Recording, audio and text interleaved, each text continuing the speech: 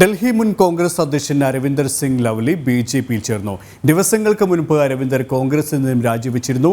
അരവിന്ദർ സിംഗിന്റെ ബിജെപി പ്രവേശനം കോൺഗ്രസിനെ സംബന്ധിച്ചിടത്തോളം കനത്ത തിരിച്ചടി തന്നെയാണ്. ജിഷ്ണു കൃഷ്ണൻ ചേരുകയാണ് ഡൽഹിയിൽ നിന്ന് വിശദാംശങ്ങളുമായി. ജിഷ്ണു, സൂചിപ്പിച്ചതുപോലെ തന്നെ കോൺഗ്രസിനെ സംബന്ധിച്ചിടത്തോളം വീണ്ടും ആഘാതം, വലിയ പ്രഹരം ഉണ്ടായിരിക്കുകയാണ്. അരവിന്ദർ സിംഗ് ലവ്ലി കോൺഗ്രസ് സംസ്ഥാന അധ്യക്ഷൻ തന്നെ, ബിജെപി ഘടകം അധ്യക്ഷൻ തന്നെ കോൺഗ്രസ് അധ്യക്ഷൻ തന്നെ ബിജെപിയിലേക്ക് ചേർന്ന ഒരു സാഹചര്യം അല്ലേ?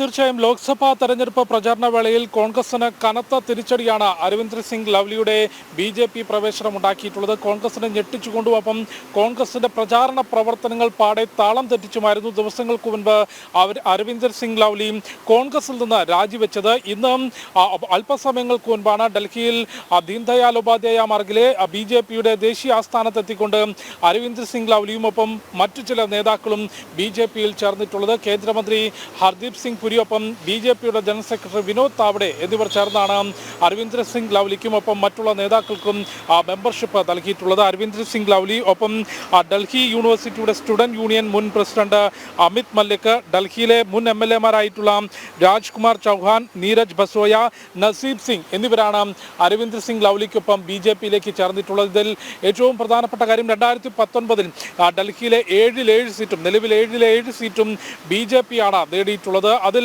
ബിജെപിയെ വെല്ലുവിളിച്ചുകൊണ്ട് കോൺഗ്രസും ആം ആദ്മിയും ഒരുമിച്ച് നിന്നുകൊണ്ടാണ് ഡൽഹിയിൽ ഇത്തവണ സ്ഥാനാർത്ഥികളെ നിർത്തുകയും ഇന്ത്യ സഖ്യം എന്നുള്ള രീതിയിലാണ് ഡൽഹിയിൽ മത്സരം നടക്കുന്നത്. അതിനെതിരെ വലിയ വിമർശനം തുടക്കഘട്ടത്തിൽ തന്നെ കോൺഗ്രസിന്റെ സംസ്ഥാന അധ്യക്ഷനായിരിക്കെ തന്നെ അരവിന്ദർ സിംഗ് ലവ്ലി ഉയർത്തിയിരുന്നു. കാരണം ഡൽഹിയിൽ യാതൊരു തരത്തിലും പരിചയമില്ലാത്തവർക്ക് സീറ്റ് നൽകുകയും ആം ആദ്മിയുമായി ചേർന്നുകൊണ്ട് മത്സരിക്കുകയും ചെയ്താൽ യാതൊരു തരത്തിലുമുള്ള നേട്ടമുണ്ടാക്കാൻ സാധിക്കില്ല എന്നുള്ളതായിരുന്നു അരവിന്ദർ മുൻപോട്ട് വെച്ചത്. എന്നാൽ അത് കണക്കിലെടുക്കാതെ ദേശീയ നേതൃത്വം ഡൽഹിയിൽ ഇത്തരത്തിൽ തീരുമാനങ്ങൾ എടുക്കുകയും സ്ഥാനാർത്ഥികളെ പ്രഖ്യാപിക്കുകയും ചെയ്തതോടുകൂടിയാണ്, കനയ്യകുമാറിനുൾപ്പെടെ സീറ്റ് നൽകുകയും ചെയ്തതോടുകൂടിയാണ് പ്രചാരണ പ്രവർത്തനങ്ങളിൽ നിന്ന് മാറി നിന്നുകൊണ്ട് അരവിന്ദർ സിംഗ് ലവ്ലി കോൺഗ്രസ് വിട്ടത്. ഇന്നിപ്പോൾ ഈ അരവിന്ദർ സിംഗ് ലവ്ലി കോൺഗ്രസ് അധ്യക്ഷൻ തന്നെ ഈ ബിജെപിയിൽ ചേർന്ന സാഹചര്യത്തിൽ ഈ പ്രവർത്തകരുടെ ഒരു ഒഴുക്ക് ബിജെപിയിലേക്ക് ഉണ്ടാകാനുള്ളൊരു സാധ്യതയും മുന്നിലുണ്ട്. അത് കോൺഗ്രസിനെ സംബന്ധിച്ചിടത്തോളം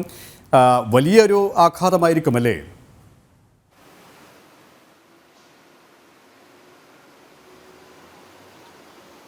കേന്ദ്രമന്ത്രി ഹർദീപ് സിംഗ് പുരിയിൽ നിന്ന് ബിജെപിയുടെ മെമ്പർഷിപ്പ് ഏറ്റുവാങ്ങിയ ശേഷം അരവിന്ദർ സിംഗ് ലവ്ലി അത്തരത്തിൽ തന്നെയാണ് പ്രതികരിച്ചിട്ടുള്ളത്. കോൺഗ്രസിൽ നിന്ന് രാജിവെച്ച ശേഷം താൻ തൻ്റെ അനുയായികളുമായി, തന്നെ അനുകൂലിക്കുന്നവരുമായി സംസാരിച്ചു. അവരെല്ലാം തന്നെ പ്രവർത്തനവുമായി മുൻപോട്ട് പോകണം, രാജ്യത്തിനും ഡൽഹിക്കും വേണ്ടി പ്രവർത്തിക്കണം, അതിന് ബിജെപിയിൽ ചേരണം എന്നുള്ള നിർദ്ദേശമാണ്, അല്ലെങ്കിൽ അത്തരത്തിലുള്ള നിർദ്ദേശത്തോട് അനുകൂലിക്കുകയാണ് ചെയ്തത്. അതുകൊണ്ടാണ് ഇത്തരത്തിലൊരു തീരുമാനമെടുത്തിട്ടുള്ളത്. വരുന്ന നിയമസഭാ തെരഞ്ഞെടുപ്പിൽ, ഡൽഹിയിലെ നിയമസഭാ തെരഞ്ഞെടുപ്പിൽ ബിജെപിയുടെ കൊടി ഉയർന്നു പാറും, വിജയക്കൊടി പാറും എന്നുള്ള പ്രഖ്യാപനമാണ് ഈ ഒരു സമയത്ത് അരവിന്ദർ സിംഗ് ലവ്ലി ബിജെപി ആസ്ഥാനത്ത് വെച്ച് നടത്തിയിട്ടുള്ളത്. അതുകൊണ്ട് KP സൂചിപ്പിച്ചതുപോലെ അരവിന്ദർ സിംഗ് ലവ്ലിയെ അനുകൂലിക്കുന്ന കോൺഗ്രസ് പ്രവർത്തകർ, അദ്ദേഹവുമായി അടുപ്പമുള്ള ആളുകൾ ബിജെപിയിലേക്ക് എത്തും. അത് ലോക്സഭാ തെരഞ്ഞെടുപ്പിൽ മാത്രമല്ല, വരാനിരിക്കുന്ന നിയമസഭാ തെരഞ്ഞെടുപ്പിലും ബിജെപിക്ക് വലിയ കരുത്ത് പകരും എന്നുള്ളതാണ് മനസ്സിലാക്കേണ്ടത്. ഇതിനോടകം തന്നെ ഇന്ന് അരവിന്ദർ സിംഗ് ലവ്ലി ചേരുന്നതോടൊപ്പം തന്നെ മുൻ MLA-മാർ ഒപ്പം പാർട്ടിയിലെ യുവ നേതാക്കളും ബിജെപിയിലേക്ക് എത്തിയിട്ടുണ്ട്.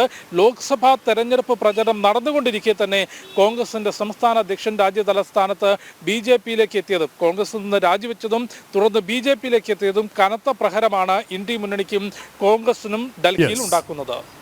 ഡൽഹിയിൽ നിന്നും ജിഷ്ണു കൃഷ്ണനാണ് വിവരങ്ങൾ നൽകിയത്.